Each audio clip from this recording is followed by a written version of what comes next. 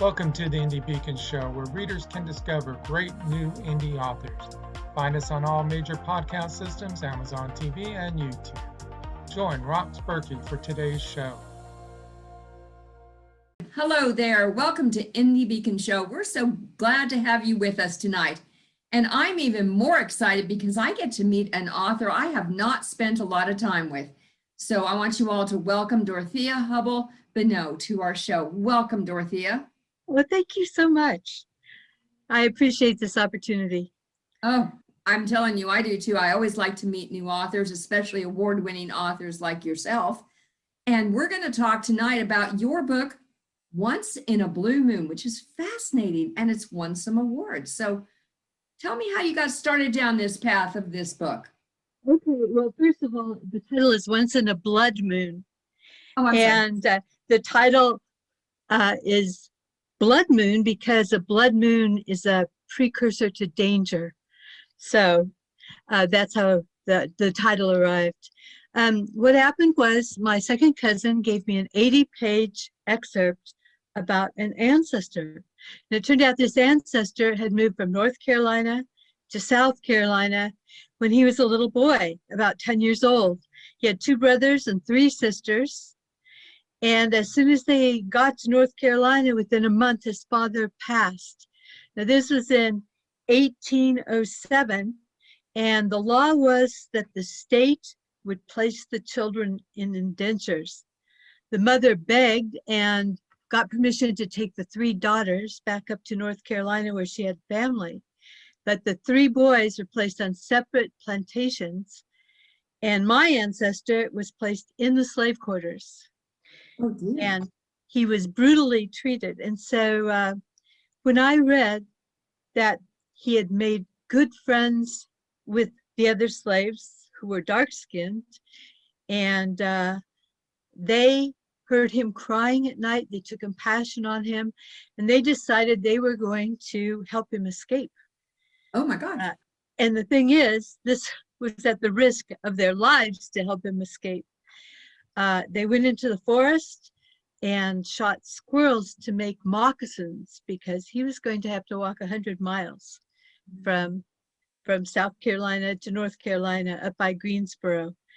And they were successful, and my ancestor, John Fowler, ended up being the father of 19 children and 199 grandchildren.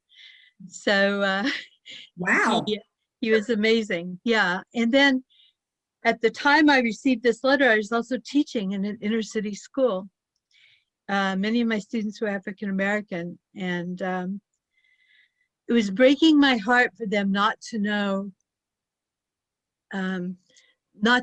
stories of courage and intelligence and skill brought by their ancestors. They had been taught stories about the slave quarters or working in the fields.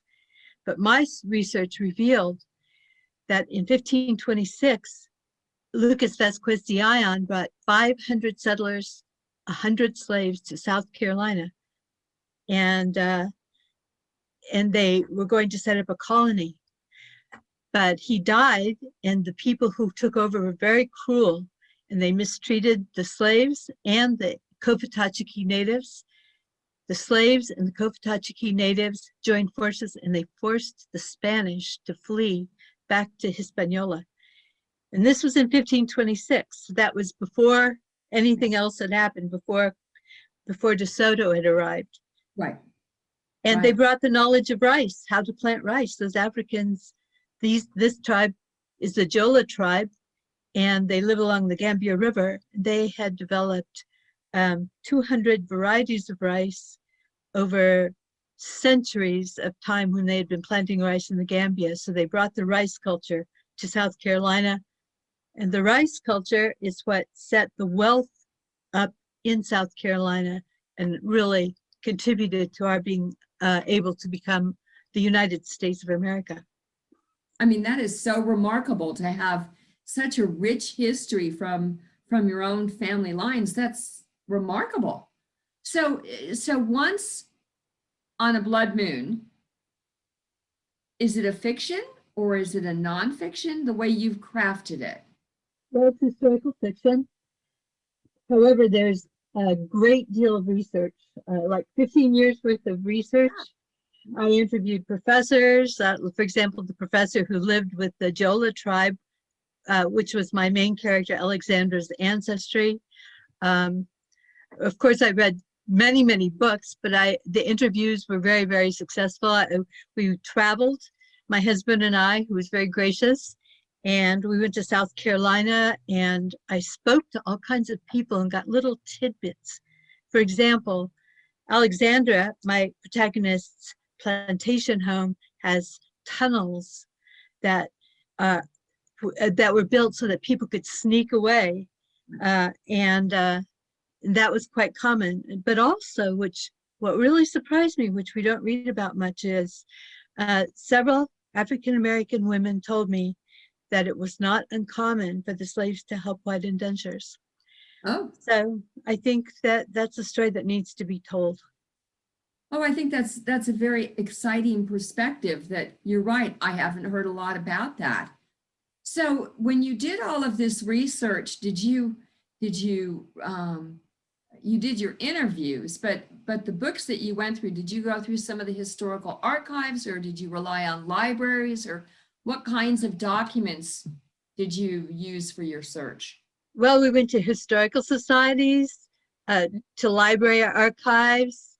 We got the primary sources from professors, and I would follow a trail. I knew what I wanted. I wanted a very powerful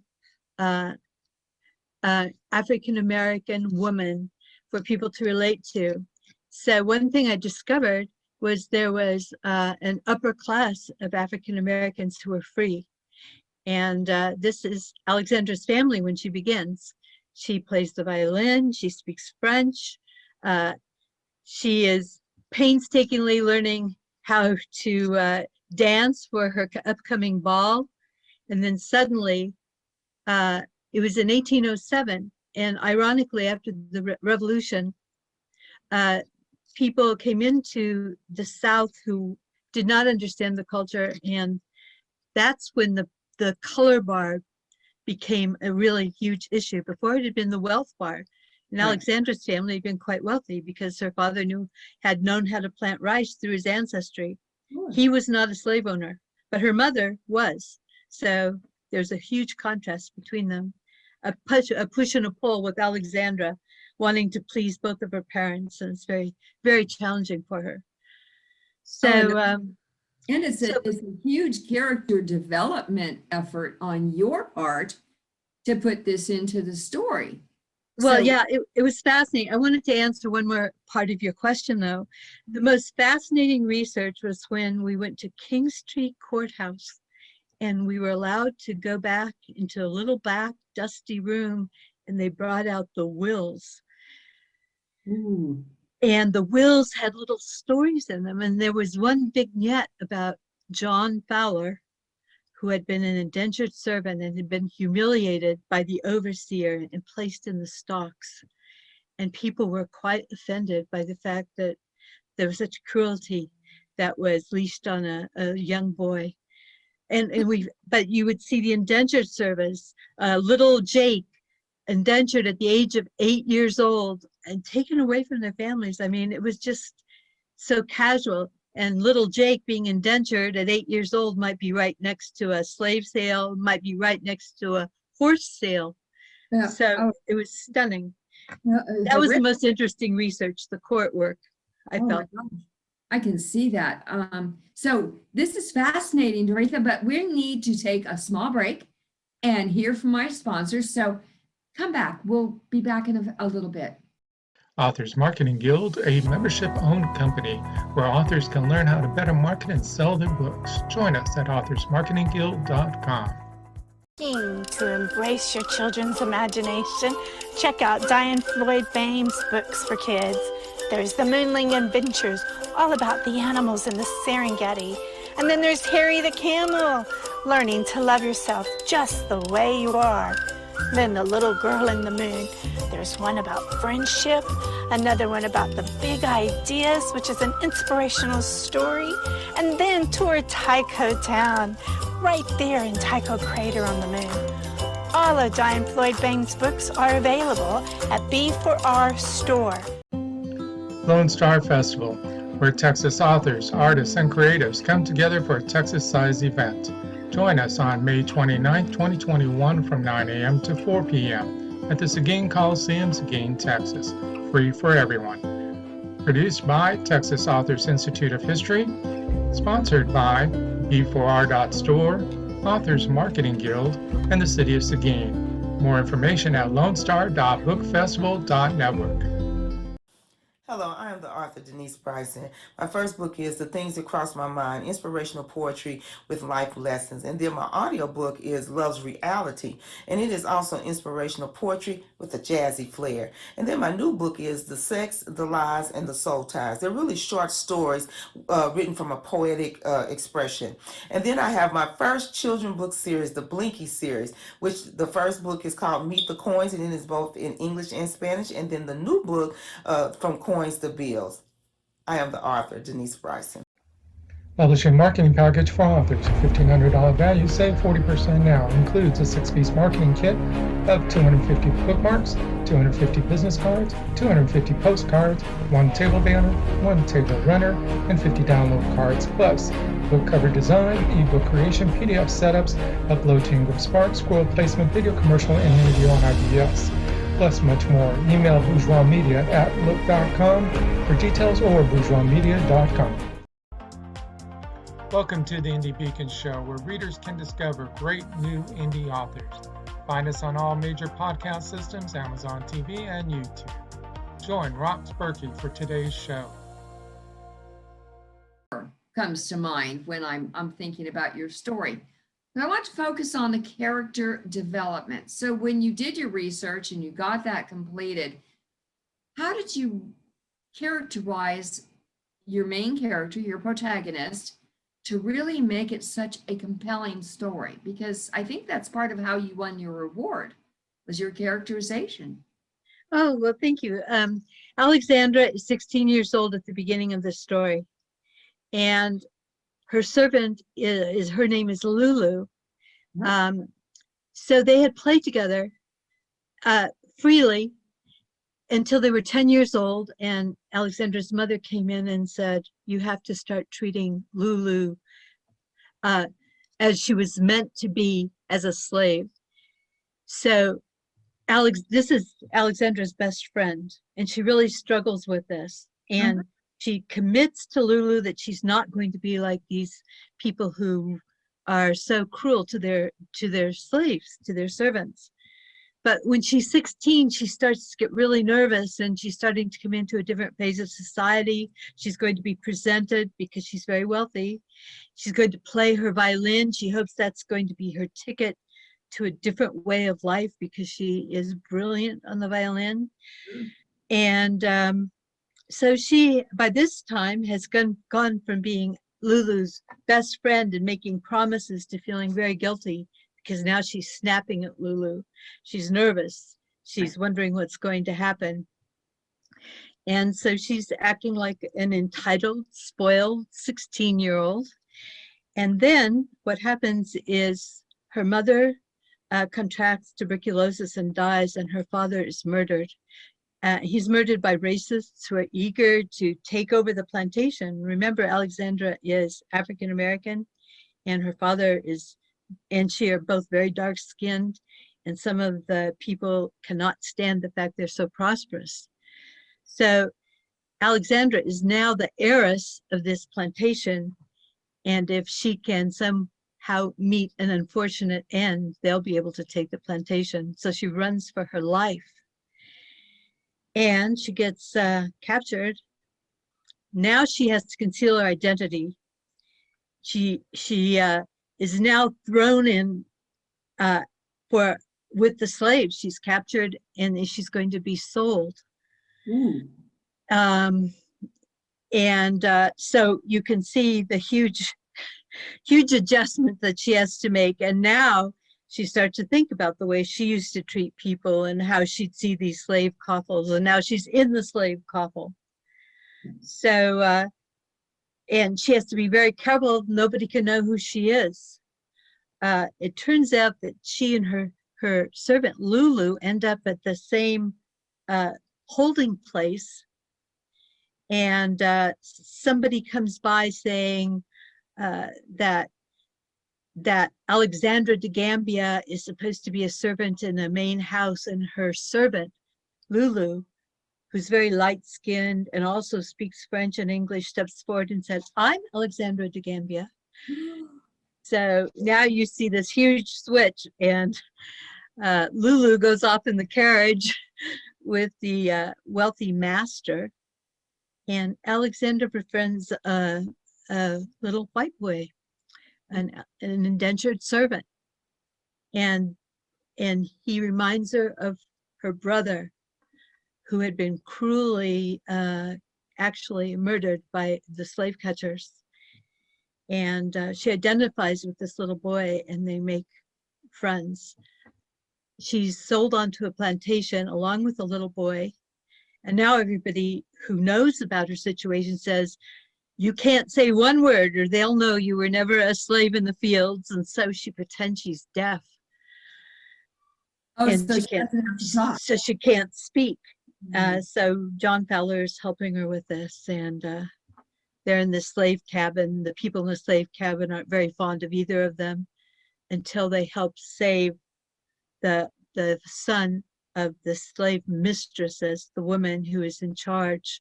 They save him by sucking out the poison from a water moccasin bite that he got. And now they're accepted. So then Alexandra has to make a decision. Is she going to risk her life to help this little boy escape? And she does. She chooses right. So she starts out at the age of 16 years old, I think you said. That's correct. What's the span of time for this story from not I don't want to know the ending, but I want to know how many years it is. Well, she's 17, so it's only a matter of months. So all of this is happening in a very short period of time. And her life is changing, and she has to adjust to it or she's not going to survive. That's pretty agile. When you did your research, was there a problem at that point in time in the early 1800s for women to have property?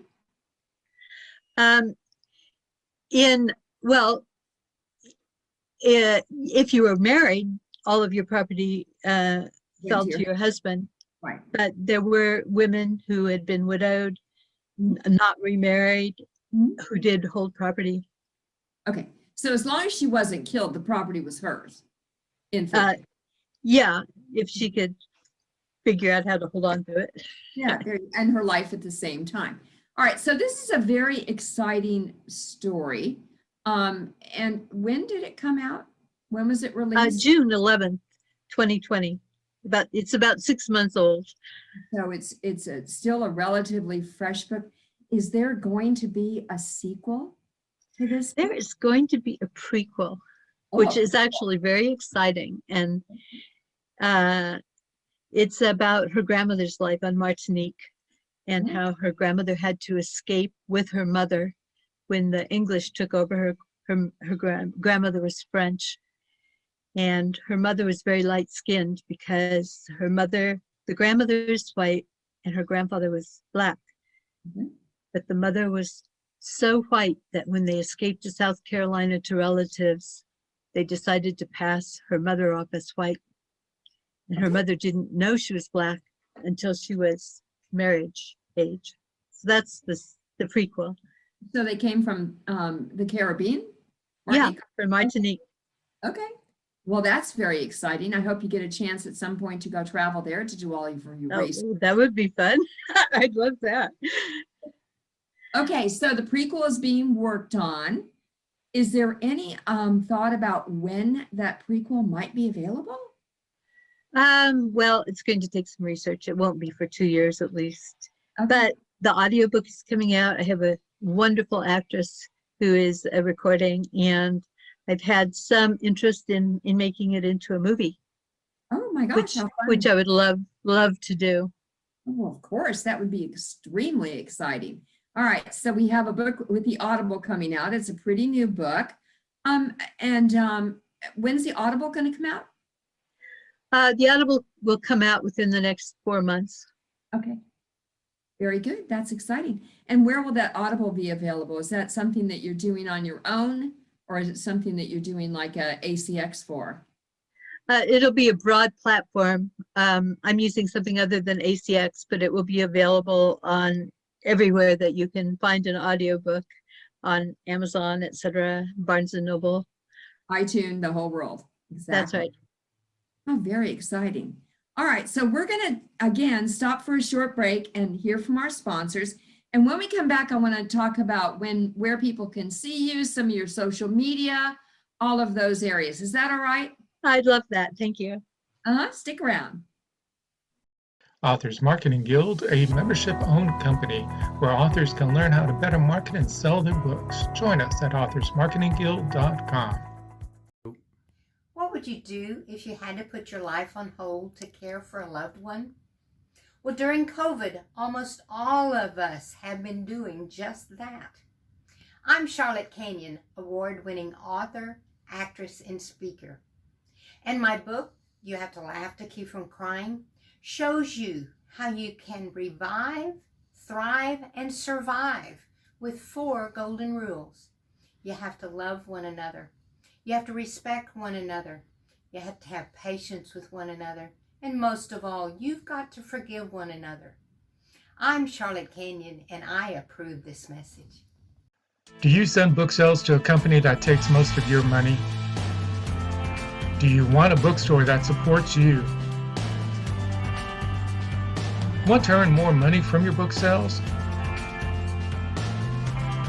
Introducing a bookstore for indie authors and small press only. Earn up to 80% of your book sales and learn how to better market yourself. Join the 150 authors already signed up to earn their fair share at b4r.store. Factor 7, the newest thriller by author J.D. May, will keep you turning the pages with mystery, betrayal, lies, and infidelity. Ripped from the headlines, Factor 7 follows 2 prominent doctors who uncover a clandestine plot to spread a bioweapon with a 98% mortality rate. Journey with them as they experience a world of murder, power, intrigue, and corruption, where it becomes deadly clear that exposing the truth is just as dangerous as the weapon they seek to expose. Welcome to the Indie Beacon Show, where readers can discover great new indie authors. Find us on all major podcast systems, Amazon TV, and YouTube. Join Rox Berkey for today's show. Welcome back to the Indie Beacon Show. I'm Rox Berkey, and I'm here with this fabulous award-winning author, Dorothea Bonneau, and she is the author of Once in a Blood Moon, which is a thrilling story that takes place in the early 1800s, primarily in South Carolina, but there also are some references to North Carolina, which were very different kinds of environments at those years. So now we've got the book out. You're working on your prequel. Are you doing any kind of touring with your book or signing copies or anything like that? I know it's COVID, but a lot of people are doing virtual shows. Well, COVID is a real problem, but I've just lined up with Tattered Cover Bookstore in Denver. They have a wonderful, and they've invited me to present. I'm still searching out where I can present the material. One thing about it is it reframes our American history narrative, and it celebrates the way that African Americans, indentured servants, and Native Americans worked together, and it shows us our humanity. My favorite review said this book shows why Black Lives Matter, so that meant so much to me. But well, in these times, it's a very relevant kind of subject, and it's one that maybe people, just like you say, aren't aware of some of the activities that were going on at that point in time, and it's a shame. but I'm glad you're bringing it to light. So where can people find your book? Well, I think the best place to go would be www.dorotheabonneau.com. So that's www.dorotheabonneau.com. That's my website. And there are short stories, my resume, some quotes and that type of thing, but also where you could purchase the book. And then I'm just building the media site. There are a couple of clips from a radio show and also from some podcasts that I've done. And so you'd be able to hear that on that site, and also to read a little bit about my own biography. Well, there you go. And so your biography is fascinating, and the website's laid out really nicely. Do you respond to people that like leave you emails in that site? So do you want your fans to connect with you there? I'd love that, but there's a connection there to my Gmail, my email, and that's where I prefer to respond. And I'll respond within 24 hours. I love to interact with people. Oh, that's awesome. And what's your email address so people know? Just, you don't have to spell this one, but you can certainly say it. It's the same thing, dorotheabonneau@gmail.com. Pretty simple. Certainly delightful. Now, are you on Twitter and I'm on Twitter, LinkedIn. I'm still trying to figure out Instagram. So that's a little sketchy, but I'll get there. And Facebook? Facebook. And actually, my main Facebook line is where I communicate rather than the author site. So people can find me on Dorothea Dottie, which is my nickname, Bonneau on Facebook. Oh, nice. All right. So everybody, you need to find Dorothea Bonneau on her website, on Facebook, on Twitter, email her and get to know her, because she is a mover and shaker author. Once Upon a Blood Moon is available now. It'll be in Audible soon. And the prequel, oh my gosh, I'm not sure I can wait 2 years for the prequel, but guess we'll have to. Any last words that you want to say for encouragement to our listeners? Well, I would just invite you to read the book. It's interesting. It's hard for me to talk about myself, but I'm able to talk about the book because the book seems like a different entity, almost a person from myself. And it was such a pleasure to write, and I learned so much. And I'm finding out from my readers that they've learned a lot of things they didn't know too about our history as Americans. So I would invite you to read the book. There you go. Thank you so much for being with me this evening. Everyone, take a look at this book. I think it's going to be one that you're going to want to see maybe on the movies as soon as it comes out. So thank you again. Thank you so much for your time. I really appreciate it. Thank you for watching the Indie Beacon shows, produced by B. Allen Bourgeois for the Authors Marketing Guild, LLC, copyright 2021. Voiceover by Randy James and B. Allen Bourgeois. If you would like to be a sponsor of this show, please reach out to us at info@authorsmarketingguild.com. If you'd like to be on the show, please complete the form at radio.authorsmarketingguild.com. Music is Always Rejoice by Rampart of Ukraine.